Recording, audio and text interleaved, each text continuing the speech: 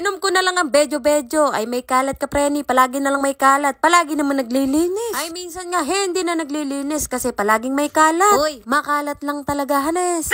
Maglalaba ako ka, preni, at napakarami. Eto pa ang mga pinagsuotan namin sa Quezon. Talagang napakarami kong damit na dinala para hindi na ako maglalaba dun. Ang nilaban ko dun, yung mga damit ni Rui, gawa ng suot ka, preni. Iya, akala mo anak mayaman. Simula nang umuwi ang Daddy Chester, parang rush na rush ang mga oras ko. Gusto ko na nga lang hatiin ang katawang ko, parang aswang ba? Sa bawat oras ng aking mga ginagawa, gusto ko na agad matapos. Pero ang nangyayari, walang katapusan ba? Hindi naman ako nagre-reklamo ka, preni, nagsasabi lang. Kitang-kita nyo naman, kakagising lang namin. May ginawa pa kasi bago bumangon, kayo naman oo. Huwag kayong mag-isip ng kung ano-ano. Madalas ako dito magkape ka, preni, at nakikita nyo naman sa bedyo-bedyo. Kaya naman ngayon, sabi ko, magbe-bedyo-bedyo ko, kasama ka asawa ko. Asawa kong pinakamamahal. Ay, pero maya-maya, galit na ako. Galit-galitan lang ka, preni. O, diba, may kasama na akong umiinom ng black coffee. Napakapait naman ka, preni, gawa ng hindi ako naglagay ng asukal. Abay, bibili pa ako ayok mabawasan ng pera namin. Sinasabi ko lang sa inyo, kapreni, makunat ang kapreni nyo. To the highest level.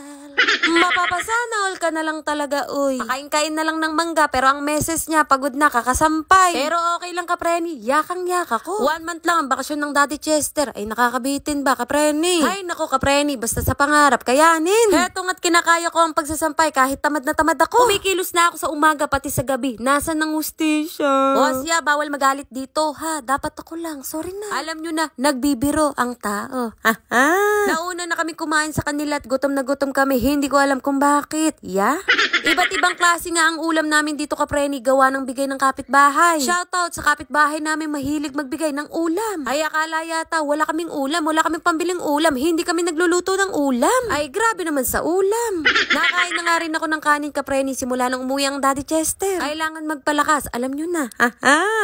Kadaming pasabit-sabit, hindi malang tinutupi. Hanes, ay kapag ginamit, ilagay na sa marumihan, pero dito, hindi, ilang suotan pa, kapreni. Ay, hindi naman kami mababaho, yung hininga lang.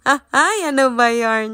Hoy, sana all, busy ka, preni. Ay, may gagawin ng Daddy Chester dito sa may pintuan. Gagawin niyang pintuan ng pintuan. Hoy, ano ba yarn? Kasi nga, kapreni, hindi na nalalakyan. Tapos, ginawan ko lang ng paraan pa ako, ang panglak ko. Binenta lang talaga sa nanay ko yung pintuan na yan, pero wala talaga kaming pintuan. Hindi nga ako sanay magpintuan eh. Ngayon lang, kapreni. Magkakabit ng lock si Daddy Chester. Na-vlog ko yan, mga kapreni, na gumawa ko ng lock na gamit ang pako. Kaya sabi ng Daddy Chester pag uwi ko, babaguhin ko yan. Ay, pati mukha mo, babaguhin ko. Uy, grabe naman siya, no?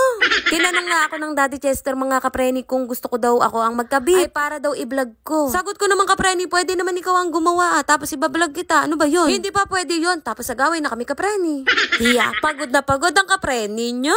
Ay, antok na ako, kapreni. Hindi ko alam. Ay, siguro nga, napupuyat ako. Hindi ko na nga maigalaw ang aking mga katawan. Ay, grabe naman yun.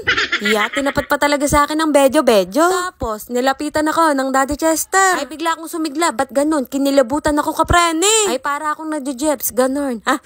Kinis nga ako ng Daddy Chester dyan, mga kapreni. Kinatkot. Baka sabihin nyo ang ano-ano ko. Uy, huwag kang napaka-ano mo. Akala niya, meron pa akong lakas para umano. Tumayo ba, kapreni? Uy, dinaig pa ang magjowa, kapreni. Parang kinikiliti si kapreni. Grabe siya, Antok pa ako ng mga lagay na to. O, diba? Ganun sana. Maraming salamat sa mga nanood. Bye, mga kapreni.